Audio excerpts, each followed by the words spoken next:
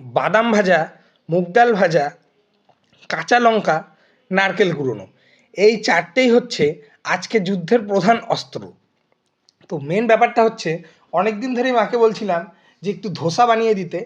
সেই কথা অনুযায়ী মা ধোসার ব্যাটার বানিয়ে নিয়েছে এবং ব্যাটারটা বানিয়ে নেওয়ার পর এটার চেকিং চলছে। এবার চেকিং করা হলেই মা যুদ্ধের রণক্ষেত্রের দিকে এগিয়ে যাচ্ছে। এবার এখানে একটা যুদ্ধ অনেকক্ষণ আগেই শুরু হয়ে গেছিলো, তার মাঝেরই কিছু দৃশ্য এটা।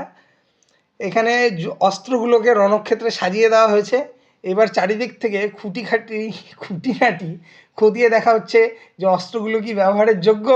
সেই চারিদিক দিয়ে খতিয়ে দেখার কাজটাই চলছে, যে বিভিন্ন দিক দিয়ে যে অস্ত্রগুলি কি সত্যিকারের ব্যবহারের যোগ্য, সৈনিকরা কি এই অস্ত্র নিয়ে যুদ্ধ করতে পারবে, বা যদি নাও পারে সেই অস্ত্রটাকে কিভাবে সৈনিকদের যুদ্ধ করার উপযোগী করে তুলতে হবে সেটারই প্রস্তুতি চলছে।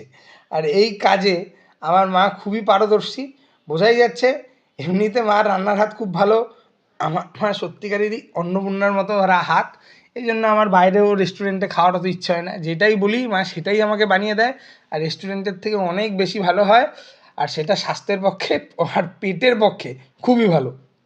তো এখানে যেহেতু সৈনিক অনেকজন, একজনের জন্য তো বন্দুক তৈরি করলে হবে না, আরও অনেকজনের জন্য অস্ত্রের প্রয়োজন হবে। এই জন্য বাকি সৈনিকদের জন্য অস্ত্রের প্রয়োজনের কাজ চলছে। রণক্ষেত্রটাকে আরেকবার নতুন করে সাজিয়ে তোলা হলো।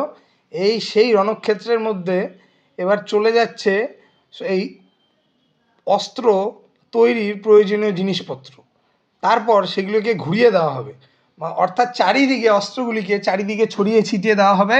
সেই ছড়িয়ে ছিটিয়ে দেওয়ার কাজটাই চলছে, ভালো করেই ছড়িয়ে ছিটিয়ে দেওয়া হচ্ছে যাতে কোনো সৈনিকের কোনো অসুবিধা না হয়, আর সে না বলে যে তার অস্ত্র কম পড়েছে।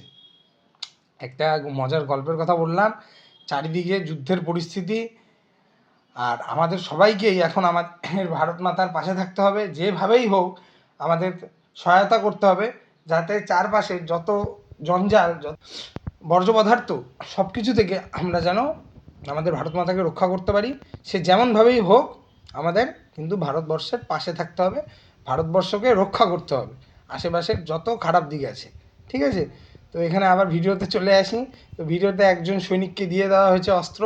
এবার সৈনিক এই অস্ত্রটা খেয়ে বলবে যে অস্ত্রটা কেমন হয়েছে, এটা কি খাওয়ার যোগ্য হয়েছে কি না। সৈনিকটা খেয়েই তার সিগনেচার পোজ দেখি।